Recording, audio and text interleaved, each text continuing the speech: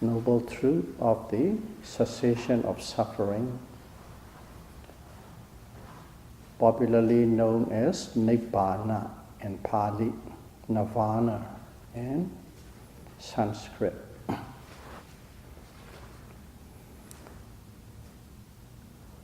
This Nibbana, I think we should understand it quite clearly. The reason is there's a lot of confusion or misunderstanding about it. Some people, some group, they equate Nibbana with heaven, okay? Just like in heaven. And some people equate Nibbana with become one with the great Creator. And some people equate Nibbana with being one with God. And in some cases, even the Buddhist sects, they have a Western paradise, some sort of a paradise, where it is there, where all the Buddhas and Arhats and many others, I don't know what they are, I don't know in details, but it is a paradise. That's Nibbana. Those kind of, a lot of interpretation or understanding or misunderstanding exists.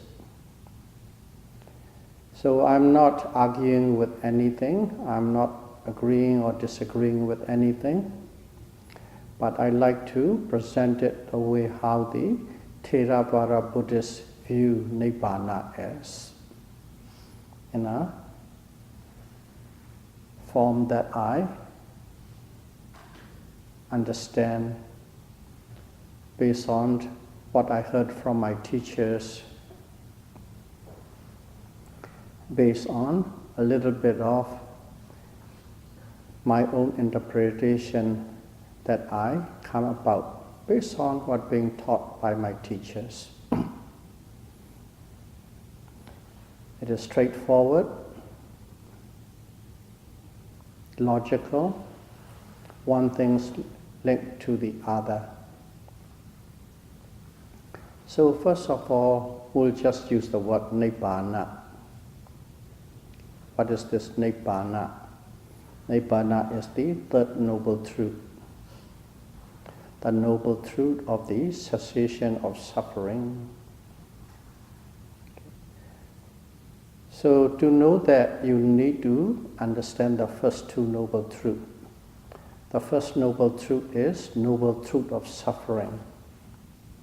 So noble truth of suffering is, in a sense, everything in this world and everything in this universe of living beings, which is made up of mind and matter, which is made up of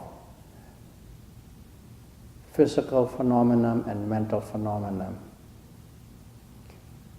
That world, that whole world is suffering, dukkha. It covers everything. In a more scriptural explanation, the 5 aggregates is suffering, and you know what the 5 aggregates is. So suffering exists in this world of living beings.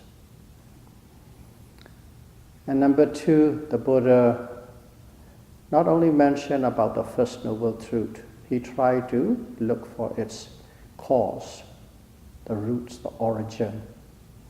And after he discovered it, he taught us that craving, tanha, okay? Craving, grasping, attachment is the origin of suffering.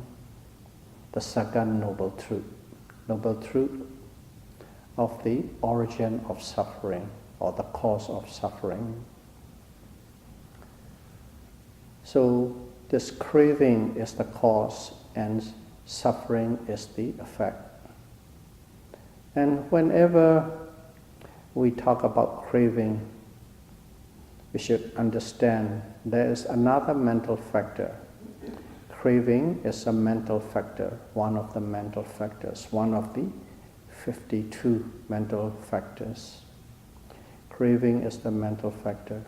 But whenever these kind of mental defilements, all these mental factors, whenever they arise, they don't arise it singularly. They arise with a group of others that are compatible with them. They arise together. But in everything that is arisen, there is one factor called ignorance, avijja. Avijja, ignorance, or popularly called as moha. Okay? Delusion, illusion, not knowing, not understanding as it is, not knowing the true nature. That mental factor also arises. So whenever there is a tanha, craving, grasping arises, together that ignorance or moha, avijja, arises together with it. So those are the cause, but immediately the Buddha pointed out as craving. But we should understand that moha or avijja, ignorance, always arise together. They are the cause and suffering is the effect. Those are the two truths. But Buddha didn't stop there. He investigated further and he found out there is the end, the cessation, the extinction of suffering. Okay? This suffering, we don't have to keep on suffering all the time, constantly for eternity. There's an end to it. That end is cessation of suffering. And that cessation of suffering, Buddha called it Nibbana, the noble truth of the cessation, the end, the extinction, the disappearance of suffering. That is Nibbana, and that is the third noble truth. So whenever we talk about this third noble truth, we must clearly understand the first noble truth and the second noble truth, suffering and craving with ignorance. So in here we are talking about this third noble truth, Nibbana, where a lot of people interpret and equate with many different things based on what they know, what they understand, what kind of concept they believe in. They try to equate and show a comparative presentation. But simply, in Buddhist is, what is Nibbana? Nibbana is the cessation of suffering, where all physical and mental suffering ends. Okay? Cease to exist, disappear, uprooted, blown out. That is Nibbana. So let's repeat again, what is Nibbana? Nibbana is the cessation or the extinction of suffering. But what is the cause of suffering? The cause of suffering is craving, tanha.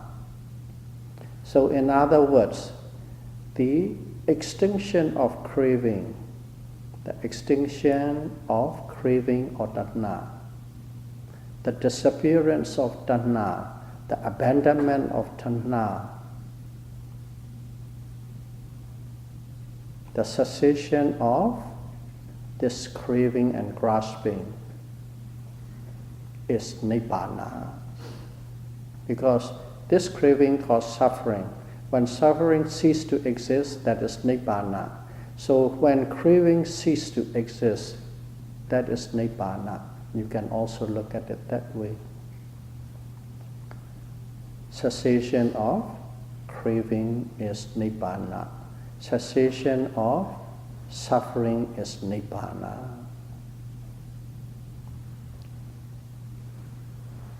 And How do we understand this, what dukkha is, from the First Noble Truth?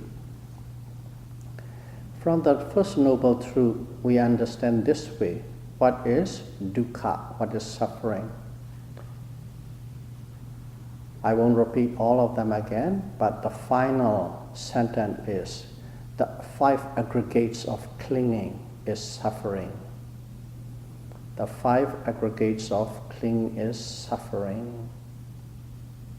So in other words, we can say the cessation of the extinction of the 5 aggregates of clinging is Nibbana. We can draw that way. Just like the way we draw craving, the cessation of craving is Nibbana, and here, what is suffering? Suffering is 5 aggregates. The extinction of 5 aggregates of clinging is Nibbana. So let's look at what is the 5 aggregates. 5 aggregates is, first and foremost, is Rupa Khanda. Okay. Rupa Khanda is aggregates of matter. In other words, all the physical process, physical phenomenon, all matter that exists in the physical universe. But we are not applying this suffering to every material in the universe. We are applying this material which is composed in a being, in a living being. In your body, in our body, in the body of animals, in the body of insects and bacteria, in the body of celestial being, in the body of Brahma. That's specific. Okay? Not every material in the universe is suffering.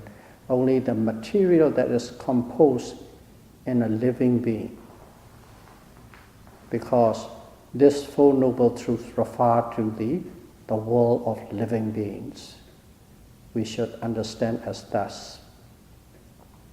So in here,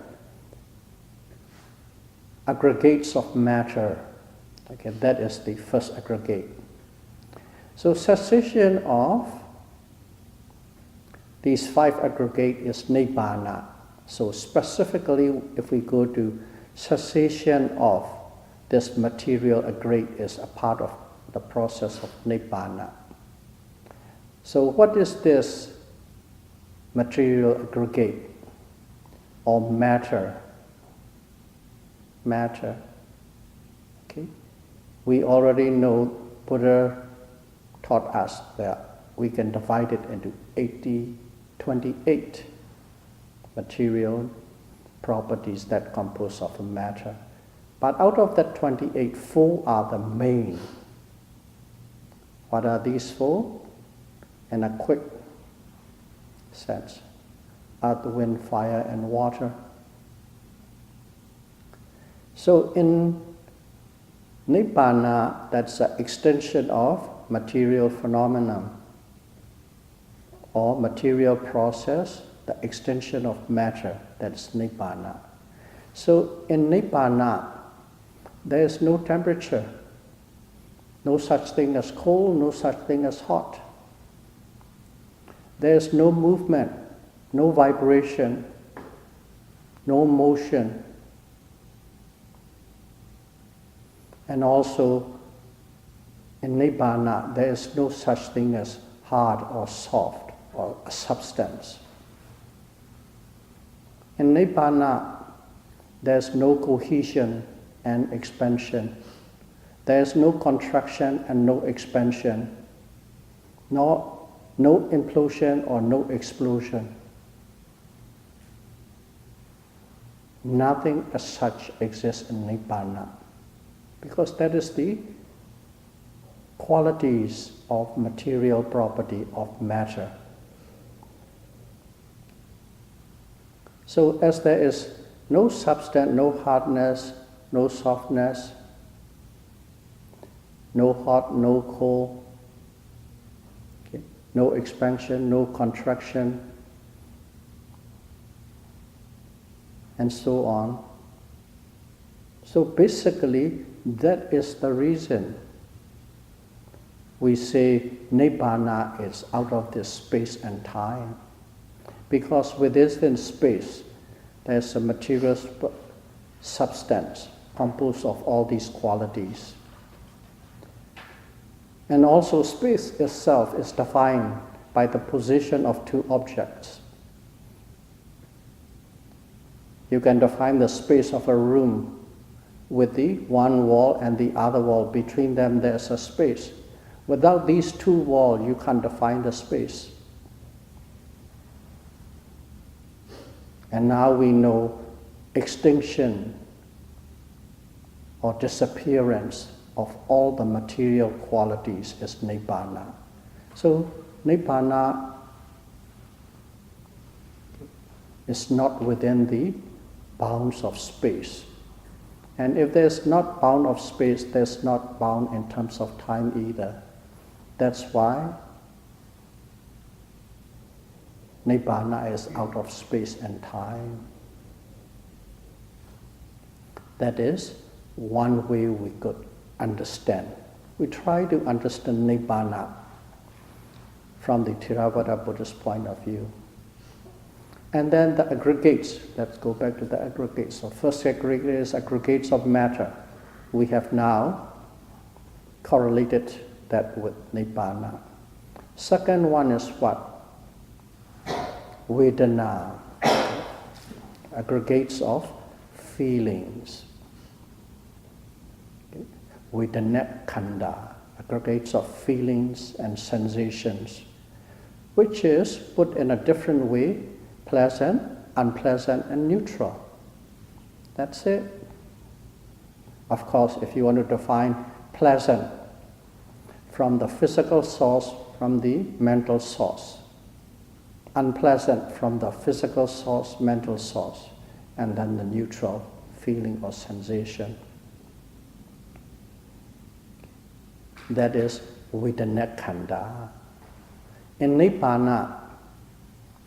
Nibbana is, if you look at it, it is beyond the world of senses. Beyond the world of senses. And what are the senses? We know the senses through 5 physical sources. Through the eye sight, through the ear sound, through the nose smell, through the tongue taste, through the body touch, and through the mind to the mind and to the wall of Dhamma objects. That's how we know. Okay? That's how we. And whenever we got in touch with these 6 senses, when we investigate with 6 senses, what happens is feeling arises, Vedana arises. But first of all, if you look at this, we already define Nibbana is beyond the material phenomenon and material process, beyond matter. There is no matter. So there is nothing to be seen or seen by. There is no object to see, no object to hear, no object to smell, taste, touch, or think about. That's why Nibbana is beyond the realm of the senses. In other words, you cannot detect, you cannot identify with pleasant feeling, unpleasant feeling, and neutral feeling about Nibbana. So it is beyond the senses, beyond space, beyond time, beyond senses. But still it exists. Simply it is the extinction of all sense objects and sense process and sense phenomenon. Simply put, it is beyond the realm of feelings and sensations. That's number 2, aggregate. Number 3, perception. Okay. Sanya khanda, Sanya Khanda, what is this Sanya Khanda perception? Perception is you try to cognize a certain marks or certain characteristics, to know, to identify, to recognize an object. But as there is no more object, whether it is physical or mental, there's nothing to perceive. So that's why Nibbana is the extinction of perception. Nibbana is the extinction of matters. Nibbana is the extinction or lack of sensation. Nibbana is lack of perception. And then what is the fourth aggregates? The fourth aggregate is Sankhara Khanda, mental formations. We all know too well. There are altogether 52 of them. But Buddha has taught us separately, two separate out of this 52. One is feeling and sensation, vedana. That one is already discussed. Another one is phassa. Phassa is the contact. Contact is whenever there is a object, okay, and the senses, one of the senses, and the consciousness come in together at the precise moment. That's called concept. That one is also out. The remaining 50, in general, I quite loosely call it all the emotions, but it is more beyond the emotions, likes and dislikes, hate, love, and so on. Even a good one, mindfulness, concentration, wisdom, those are a part of these mental factors. But there's one thing always present, is will, cetana, will, volition, cetana. But anyway, all these things, 50 of them, mental formations. All these mental formations, where do they arise from? They arises from the contact, phassa. There must be an object, there must be a tool to be in touch with the object. In other words, form. There must be an I. And also there must be consciousness. When those three come in together, there's a contact. As there is no more materiality, material objects, no contact can be formed. That's why Nibbana is lack of mental formations. In Pali word is called cetasika, mental formation. So Nibbana has no mental formations or cetasika. And the last one, aggregates of consciousness, vijnana khanda. Okay, vijnana khanda is, what is, in English we just call it consciousness. What is consciousness? Consciousness is the ability to know, a phenomenon of knowing, a process of knowing. To know what? To know an object. Okay. That is consciousness.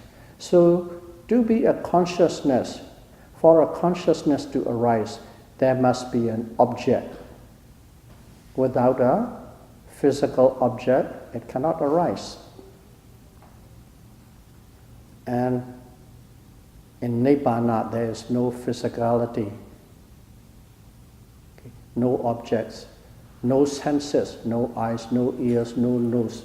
Those are the ones that create the senses. Those are already lack. So if all the objects and the sensory tools are not there, how can a phenomenon of knowing can know? There's nothing to know, so there is no knowing can exist. In other words, no consciousness exists. These are the 5 aggregates. Okay?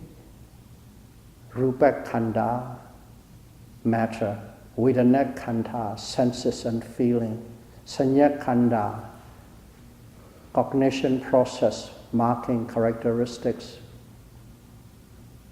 Sankhara Khanda, all the bundles of emotions and many, and also Vijnana Khanda, phenomenon of knowing. Those things do not exist in Nibbana. So, cessation of suffering is Nibbana. Cessation of craving is Nibbana. But suffering is the 5 aggregates.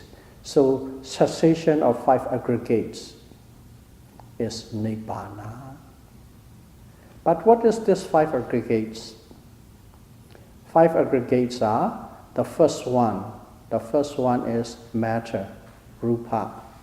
We call it just rupa, matter. Okay. That is the part of the physicality or physical phenomenon. But the remaining 4, feeling, perception, mental formations, and consciousness, the 4 of them combined together is called mind. So these 5 aggregates is what? That is nama and rupa, mind and matter. So if cessation of the 5 aggregates is Nibbana, then cessation of mind and matter is Nibbana. So mind and matter cease to exist. That cessation is Nibbana. So this is the way we try to approach and understand Nibbana. Okay. Based on what we know, based on what we experience, and based on what we are practicing. We are not trying to pull theory out of a book and then trying to define Nibbana. You all are practicing this mindfulness meditation, and what are we doing? We are always observing nama and rupa, mind and matter. We are always observing the 5 aggregates of clinging. Okay.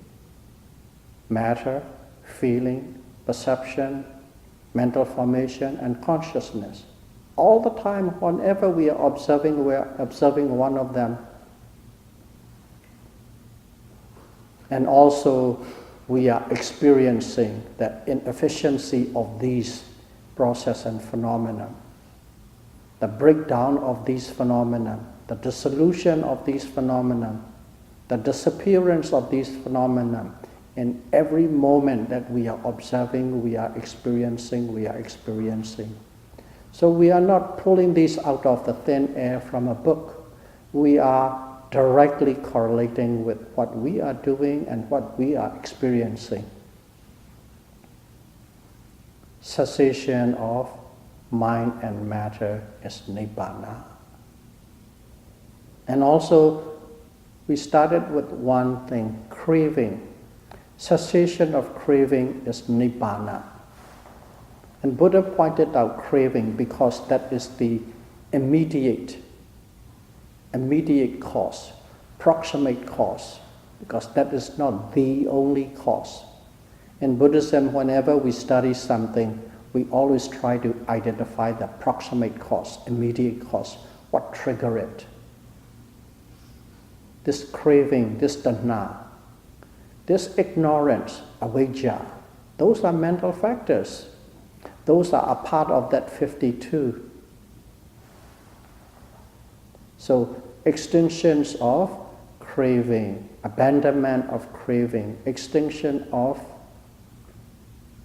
ignorance or avijja. Okay, when you abandon the ignorance, what appear? Wisdom, understanding appear. The disappearance of ignorance is understanding, wisdom, panya. That's it. So, this is how we can try to understand this. Nibbana from the actually what we are doing. Now, we can see why the extinction of craving or cessation of craving is Nibbana. And in a larger picture, in more detailed picture, it is the part of the mental formation, cetasika, the whole group. But if you want to put all together in a neat little package, you can put into three. We all know that word, heard that word all the time, lobha, dosa, and moha. The English translation is greed, anger, and delusion. But you know in details what it means. So, extinction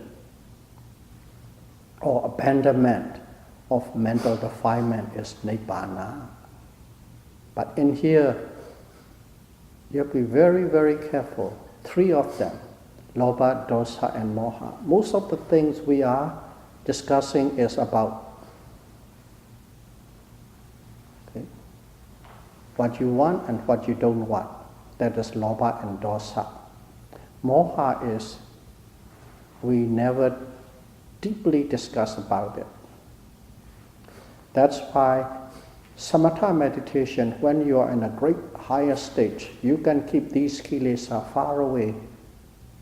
But one thing was, you can keep this greed or desire wants far away. You can keep these dislike, aversion far away. You can suppress them so that it doesn't exist. But you can never totally eliminate moha, not knowing. In a samatha meditation, concentration meditation, however high you rise, you can go to the highest level, you cannot eliminate moha. Because moha, or ignorance, or not understanding, expand a large spectrum. In a very specific little thing, a project that you are doing, you know in and out. That means you understand thoroughly and properly, you have no moha in that particular little project. Or you know the nature of mind and matter, or you don't know the nature of mind and matter as it really is. When you don't know, that is moha, delusion, illusion. When you know it, that moha is gone. When the moha is gone, when the ignorance is gone, the wisdom arises, the insight arises. But even in this, knowing is the mind and matter, there are many levels, as you already know. Sometimes it's the, first of all, specific characteristics of these mind and matter, very unique, specific to each object. Yeah, of course, at that moment you have no moha, at that particular moment. But there are so many objects. And that's why we meditate when we meditate, and every object we observe, so that we know the specific characteristics. In other words, your moha or delusion is gone. Your understanding arises about the specific nature of this particular mind and particular matter. Not overall yet, but we practice and we practice and we practice. And that is where the moha is gone. And then, after repeatedly investigating the specific natures of mind and matter, over and over, repeatedly, again and again and again, at a point of maturity, then you begin to understand the general characteristics of mind and matter. Specific characteristic doesn't apply to everything, but general characteristics applies to every living being. Every living being that has the material properties and mental properties. We know everything.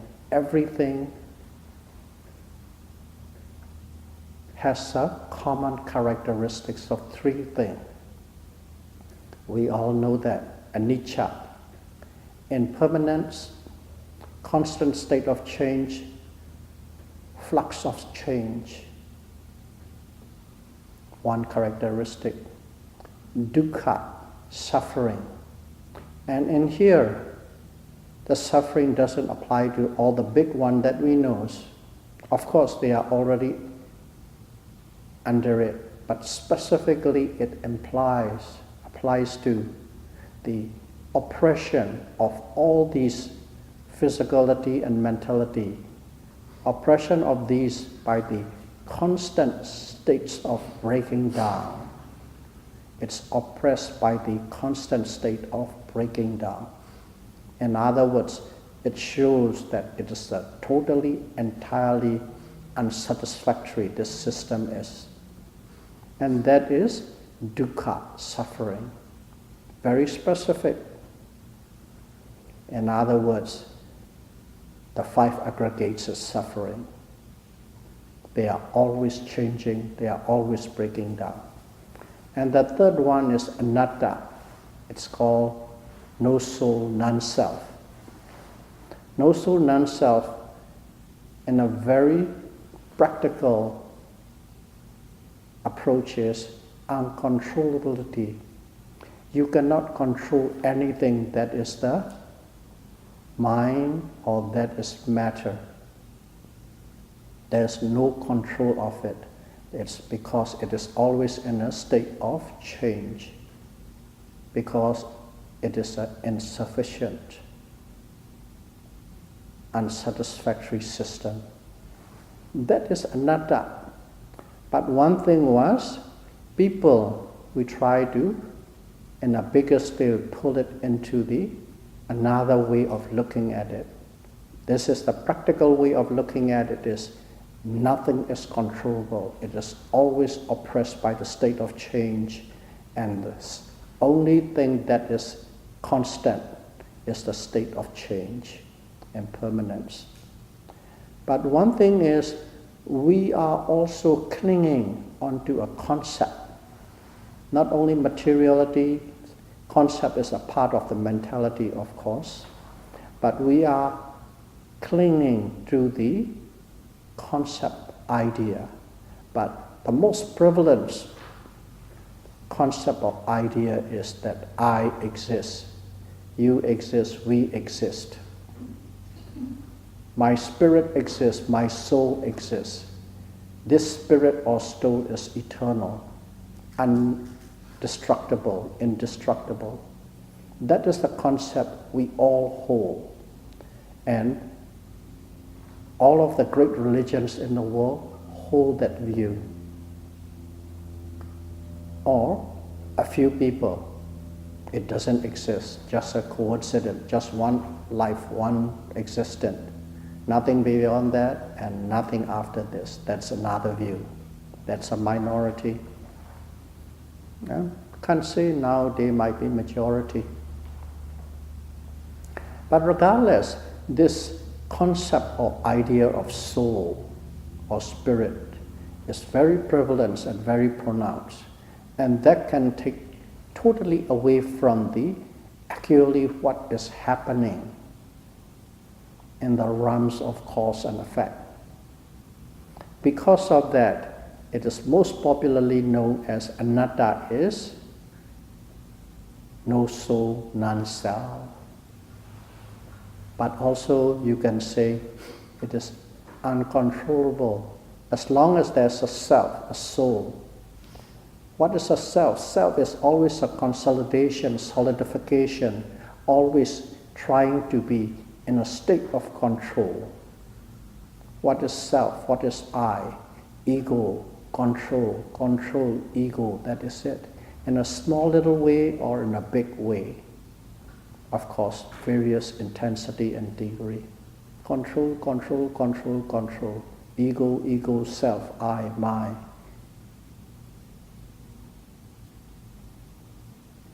That's why anatta is also interpreted as uncontrollability, lack of control.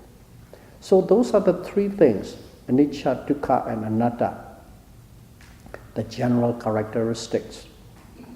These general characteristics are constant, persistent, and true to all mind and matter and all living beings. That's the three characteristics. And in here, when you understand that, when that what a self or a soul or I or you or me or us are, nothing but anicca, dukkha, and anatta, that is the moment that ignorance, that moha, not understanding. What not understanding? Not understanding the mind and matter as it really is, disappear. And that state is called understanding, insight, or wisdom. Loosely called, people call it enlightenment. In other words, you understand the true nature of mind and matter. That is understanding. When you understand it, you have abandoned the ignorance. Ignorance is gone. Like a dark room, you switch on the light. As soon as the light comes, the darkness is gone. Just like that, ignorance is gone, and then suddenly this insight comes in, this understanding, this wisdom comes in. Not only intellectual understanding, it is experiential acceptance, experiential understanding. In other words, it's part of your being. My being is this process and phenomenon in operation, because you have understood now specific level and also general level. When that ignorance is gone, automatically that craving, grasping, attachment is gone. What do you crave for? What do you grasp? What do you attach? You crave and grasp and attach for these forms. Beautiful, ugly, nice, little, big, small, all the forms, all the sounds, all the sights, all the smell, all the touch, all the taste. That's what you crave for. That's what you become clinging to. That's what you become attached to. But now you understand all these things that you are craving, grasping, and attaching are nothing but constant states of change, nothing you can hold on, nothing you can control. As soon as you understand that, you don't put any attachment, any craving to these mind and matter. And as soon as you abandon that craving, the suffering ceases to exist, because you have eliminated that cause. And when suffering ceases to exist, that is Nibbana. As such, we should have clarity and understanding what Nibbana is. It is beyond space and time. It's beyond the realms of the senses. It is beyond the realms of concept. And it is the extinction of craving, extinction of mind and matter, extinction of the five aggregates. May all of you be able to understand the five aggregates as it really is. The five aggregates is the dukkha, suffering, the first noble truth. And may you be able to abandon the craving and attachment towards this first noble truth. and attain the cessation of suffering as soon as possible. Sadhu, sadhu, sadhu.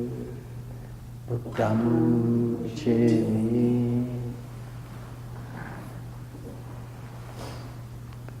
Dhammam Bujemi, Sangham Bujemi.